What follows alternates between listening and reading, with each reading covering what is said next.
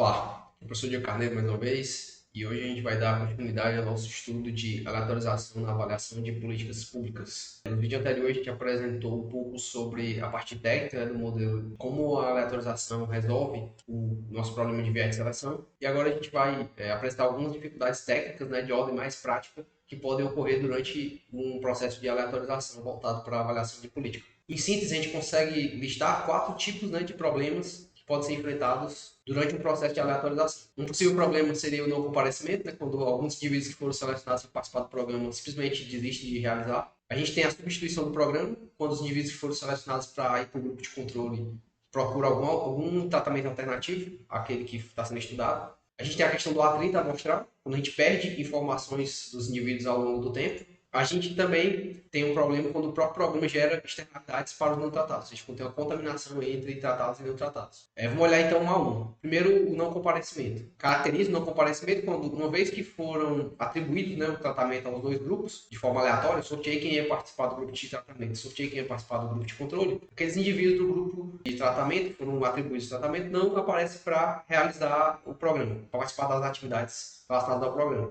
Isso vai ser um problema para a gente se essa desistência estiver relacionada a alguma característica do indivíduo. Por exemplo, se só os indivíduos menos motivados é que, de fato, desistam de participar do programa. Então, qual vai ser a consequência disso? Que os indivíduos que a gente vai estar avaliando no grupo de tratamento, na verdade, vão ser somente os mais motivados entre aqueles que foram atribuídos para pertencer a esse grupo. Isso pode provocar um viés, se essa questão da motivação estiver relacionada com o indicador de resultado que a gente está avaliando. Para poder formalizar isso matematicamente, a gente criou uma nova variável que a gente chama de Z, que ela vai ter 1 se o indivíduo é sorteado para participar do programa e 0 caso ele seja sorteado para participar do grupo de controle. Então, note, eu tenho uma variável T, que ela indica se o indivíduo de fato participou do programa, e eu tenho uma variável Z, que é dizer se o indivíduo foi sorteado para participar do programa ou não. São duas coisas diferentes. Se uma parte dos tratados sumir ou não vier para participar das atividades do programa, então eu vou ter uma diferença entre o Z e o T, porque o Z ele vai indicar o sorteio e o T vai indicar o que aconteceu na prática. Portanto, se eu simplesmente calcular a diferença dos grupos que eu atribuía inicialmente,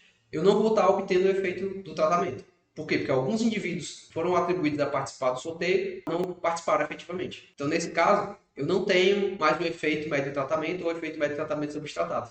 E se eu vou estar estimando outro parâmetro que a gente chama de efeito intenção de tratar. Em síntese, o EIT vai informar como a disponibilidade do programa vai afetar a média da população elegível. Então, entenda a disponibilidade do programa, ou seja, o fato do indivíduo poder acessar o programa se ele quiser. Via de regra, os programas eles não têm nenhuma forma de obrigar os participantes a frequentar as atividades do programa. Então, é sempre facultado ao indivíduo participar ou não. De modo que é natural que possa acontecer esse tipo de desistência. Uma vez que o Z ele é correlacionado com o T, uma vez que para você ter recebido o tratamento você tem que ter sido sorteado, o Z ele pode ser utilizado como uma variável instrumental, para poder tentar inferir aqui sobre o efeito do tratamento. Note que o Z tem exatamente as características desejáveis com uma variável instrumental, porque ele é, ao mesmo tempo, correlacionado com o tratamento que a gente está querendo medir e não correlacionado com o resultado, porque, por definição, isso aqui é uma variável que derivou do sorteio, portanto, ela não tem correlação com nenhuma outra característica que não com a participação. Ademais, se a gente assumir que o efeito é homogêneo, então esses 3 objetos vão ser iguais. O efeito de intenção de tratar, o efeito médio de tratamento sobre os tratados e o efeito médio de tratamento. Porque tanto faz se o indivíduo abandona ou não, porque o efeito não vai mudar se eu estiver tratando só do subgrupo ou do grupo como um todo. Nessa situação em que eu consegui provar, consegui argumentar que o efeito ele é homogêneo, ou seja, que ele é o mesmo para todos os indivíduos,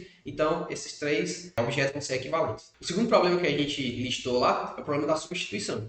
Nesse caso, vai acontecer quando uma parte do grupo de controle ela vai acabar entrando no programa ou em um programa similar. Isso pode acontecer por problemas de implementação, questões políticas, corrupção, etc. Ou no caso da busca por algum programa similar, uma vez que ela não foi contemplada no programa que ela desejou, ela pode simplesmente tentar buscar outras alternativas parecidas. Isso vai gerar um problema na composição do nosso grupo. Quanto mais substituível, quanto mais comum for a intervenção, maior a possibilidade dos controles procurarem um tratamento alternativo.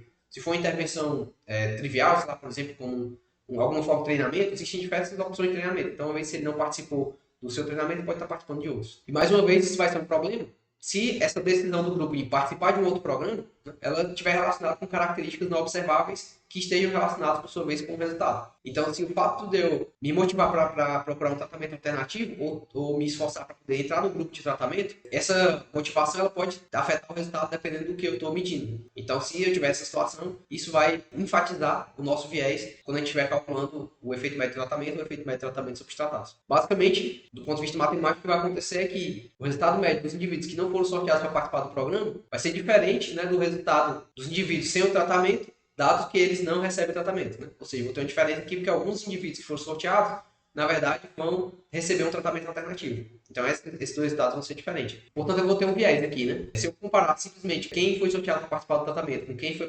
sorteado para não participar, isso aqui não vai me dar o efeito médio do tratamento, né? Que, na verdade, seria a diferença entre quem de fato participou e quem de fato não participou. Portanto, né, se eu tomasse simplesmente essa diferença média, eu não vou ter mais o impacto do programa. Nesse caso, assim como no caso anterior, né, o Z continua sendo correlacionado com a participação e eu consigo utilizar ele como um instrumento, como variável instrumental, para poder tentar estimar o efeito do programa de maneira indireta. O terceiro problema que a gente listou lá foi o caso do atrito. O atrito basicamente acontece quando a gente tem perda de informações sobre os indivíduos que não são encontrados nos períodos subsequentes. Ou seja, você tem uma linha de base antes do programa, com algumas informações sobre os indivíduos, e aí quando você vai fazer o follow-up, né, quando você vai fazer as medições seguintes, alguns indivíduos você não consegue localizar mais, ou então eles se recusam a responder. Mais uma vez, esse atrito vai ser um problema se ele for não aleatório. Ou seja, se os indivíduos que somem, eles têm características particulares que diferem eles do resto do grupo. Ou seja, se o fato deles terem sumido não foi por questões que não estejam relacionadas ao programa.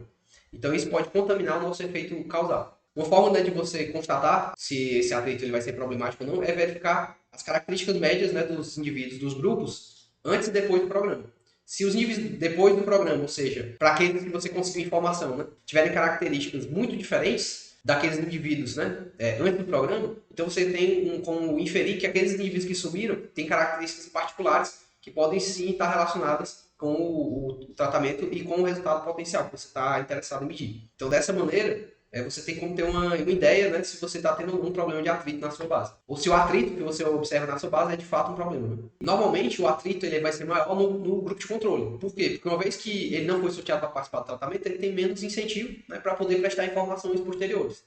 Muitas vezes, né, além dessa recusa, os controles podem migrar, né, em busca de um programa alternativo, né, de modo a tornar essa coleta subsequente mais difícil, mais complicada. Portanto, a gente sempre, além de fazer aquela verificação que foi citada nos vídeos anteriores, pré-tratamento, para ver se a aleatorização foi bem feita, também é sempre interessante a gente olhar as diferentes características após, né, o tratamento. Porque aí a gente sabe se a diferença entre os grupos, se ela for muito grande, a gente tem uma ideia de que o atrito, de fato, afetou a composição dos grupos e, portanto, pode potencialmente estar afetando o nosso resultado. Quando a gente tem um problema de atrito, basicamente a gente vai ter que recorrer a outros métodos que não o método simplesmente comparar as médias dos grupos, certo? Vai ter que recorrer a métodos que a gente chama de métodos não experimentais, e o que vai envolver suposições adicionais, ou seja, mais hipóteses, para poder a gente tentar controlar esse problema. Um outro problema que pode afetar um processo de aleatorização para avaliação de políticas são as externalidades. Elas podem basicamente ser divididas aqui em dois tipos. Né? Um efeito de transbordamento do programa é quando o grupo de controle ele é contaminado pelo grupo de tratamento. Ou seja, quando o fato de eu dar o tratamento para um grupo